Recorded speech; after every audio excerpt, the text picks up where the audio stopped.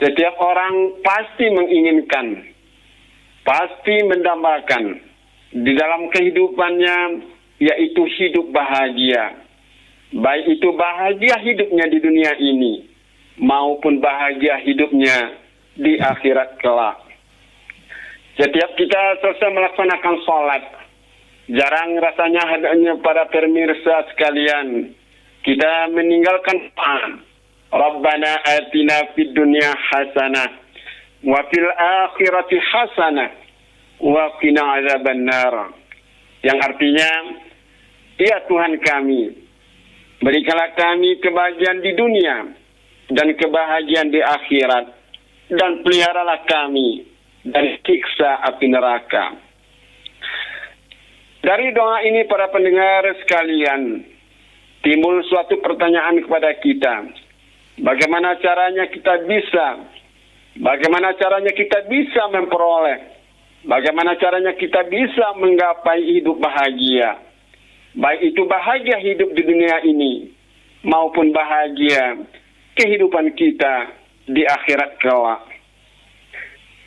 Di dalam Al-Quran surah An-Nahl ayat 97, Allah Subhanahu wa taala telah berfirman, Bismillahirrahmanirrahim.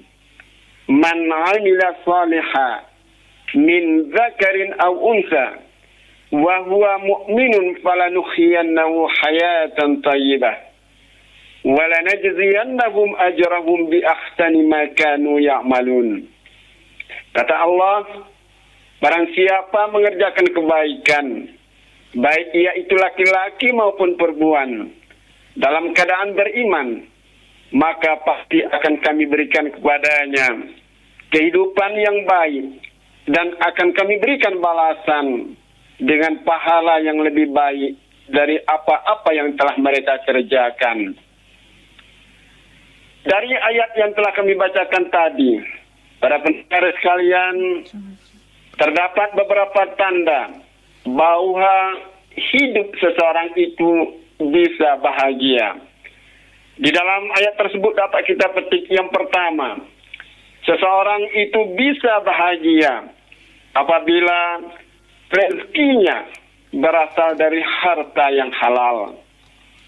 Apabila kita memperoleh rezeki dengan cara yang halal, para pendengar sekalian, ini akan membuat kita akan menjadi hidup bahagia.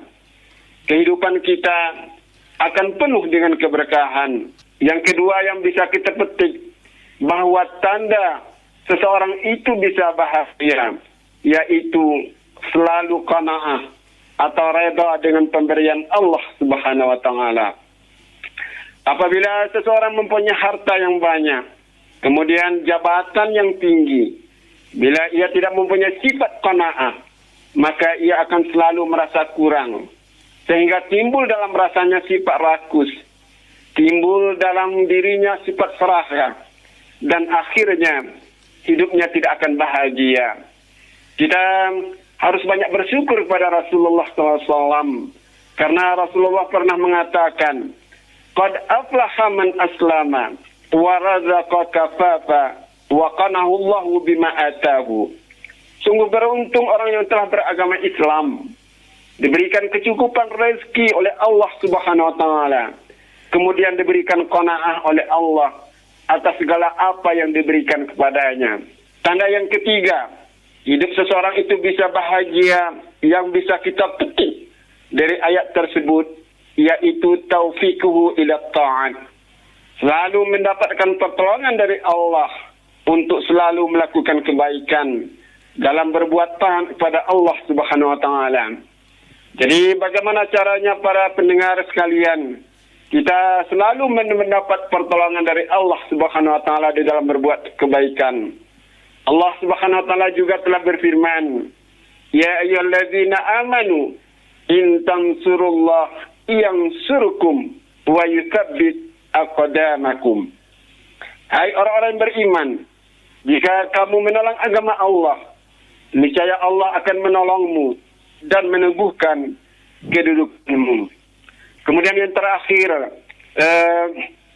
dari ayat tersebut dapat kita petik bahwa tanda seseorang itu bisa bahagia yaitu selalu merasakan manisnya beribadah dan berbuat taat kepada Allah Subhanahu wa taala. Jadi dalam sebuah hadis Rasul pernah menyatakan, "Salasun man kunna fihi wajada halawatul iman, ayyakuna Allah wa rasulah ahabba ilaihi mimma siwahuma, wa ayyuhibbal mar'i la yuhibbahu illa Allah, wa ayyakrahu ayyauda fil kufri kama yakrahu ayyakbifa finnar." Kata Rasul, ada 3 golongan yang dapat menemukan manisnya keimanan. Yang pertama, kata beliau, adalah orang yang selalu mencintai Allah dan Rasul melebihi segala-galanya. Kemudian yang kedua, kata Rasul, yaitu orang yang mencintai seseorang karena Allah Subhanahu wa taala. Kemudian yang terakhir adalah orang yang membenci untuk kembali kepada kekufuran sebagaimana ia benci dimasukkan ke dalam api neraka.